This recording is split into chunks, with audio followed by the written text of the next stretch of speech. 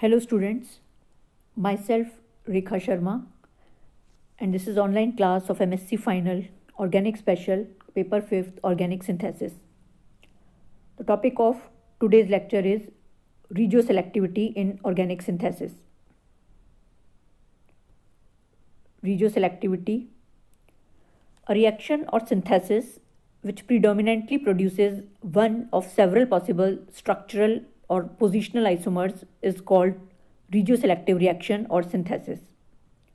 Such a reaction or synthesis is said to display regioselectivity. How to react one specific part of a single functional group and no other is regioselectivity problem. एक regioselective reaction वह है जिसमें अनेकों possible structural isomers में से केवल एक isomer ही mainly प्राप्त होता है. यह प्रॉपर्टी regioselectivity कहलाती है. एक सिंगल फंक्शनल ग्रुप के किसी स्पेसिफिक या विशेष पार्ट की रिएक्शन करवाना और दूसरे पार्ट की नहीं, यह एक regioselectivity प्रॉब्लम है. Regioselective alkylation of ketones. How can we alkylate one side of a ketone is a regioselectivity problem. Suppose the following ketone is the target molecule, then how to make it?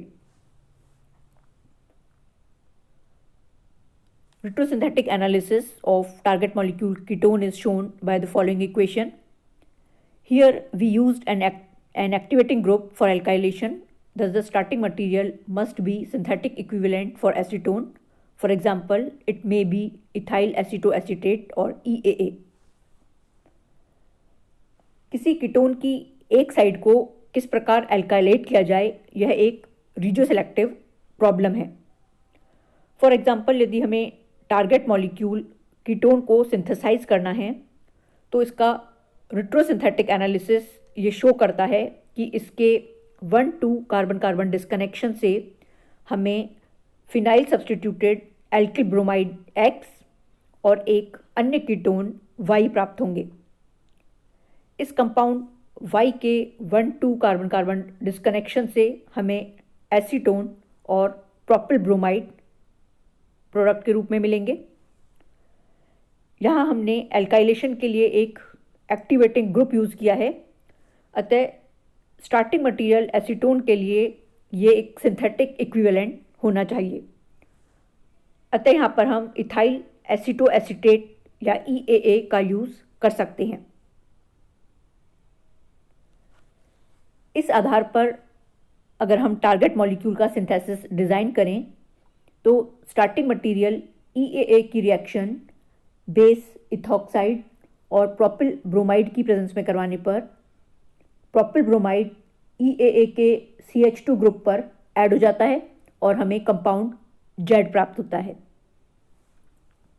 इस compound Z की reaction base की presence में benzyl bromide से करवाने पर यह शेष बचे अल्फा हाइड्रोजन को भी रिप्लेस कर उस पर ऐड हो जाता है और हमें कंपाउंड Z' प्राप्त होता है. कंपाउंड Z' बेसिस हाइड्रोलिसिस और डीकार्बोक्सिलेशन के द्वारा टारगेट मॉलिक्यूल बना देता है. Regioselectivity in Michel reactions. The problem of direct 1,2 versus Michel 1,4 conjugate addition to alpha-beta unsaturated carbonyl compounds can be solved without finding another strategy.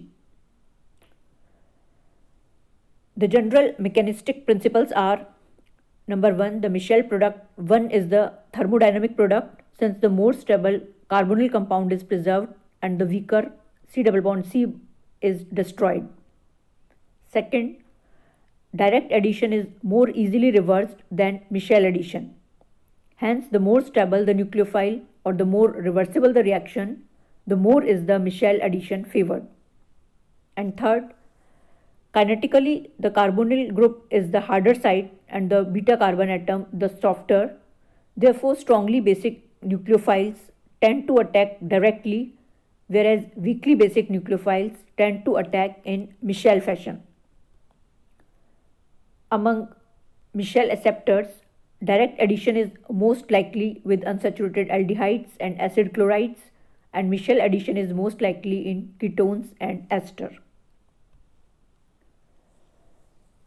Alpha beta unsaturated carbonyl compounds पर direct 1,2 versus Michael 1,4 conjugate addition की problem को बिना किसी अन्य strategy को use किए हुए solve किया जा सकता है। इसके लिए सामान्य मैकेनिस्टिक प्रिंसिपल्स निम्न है। नंबर 1, मिशेल प्रोडक्ट 1 क्योंकि थर्मोडायनेमिक प्रोडक्ट है, इसमें अधिक स्थायी CO बॉन्ड इंटैक्ट रहता है, जबकि weaker C double bond C को समाप्त किया जा सकता है। सेकेंडली, मिशेल एडिशन की तुलना में डायरेक्ट एडिशन को अधिक आसानी से रिवर्स किया जा सकता है, अतः न्यूक्लियोफाइल जितना स्टेबल होगा या रिएक्शन जितनी रिवर्सिबल होगी उतना ही अधिक मिशेल एडिशन फेवर्ड होगा। नंबर 3, काइनेटिकली कार्बोनिल ग्रुप एक हार्डर साइट है, जबकि beta carbon atom softer site, अतः strong basic nucleophiles direct attack की टेंडेंसी रखते हैं, जबकि जो वीकली बेसिक न्यूक्लियोफाइल्स हैं वो हमेशा मिशेल फैशन में अटैक करते हैं। मिशेल एक्सेप्टर्स में डायरेक्ट एडिशन अनसैचुरेटेड एल्डिहाइड्स और एसिड क्लोराइड्स के साथ सबसे आसानी से होता है, जबकि मिशेल एडिशन कीटोन्स और एस्टर के अंदर ही प्रमुखता से होता है।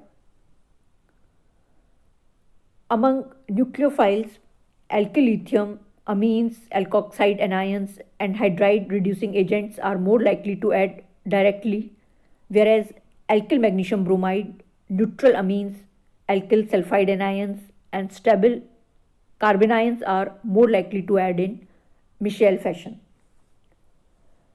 न्यूक्लियोफाइल्स में alkyl lithium, amine anion, alkoxide anion, hydride reducing agents directly add होते हैं, जबकि alkyl magnesium bromide, neutral amines, alkyl sulphide anion और स्टेबल कार्बेनायंस हमेशा मिशेल फैशन के अंदर ऐड होते हैं। Thank you.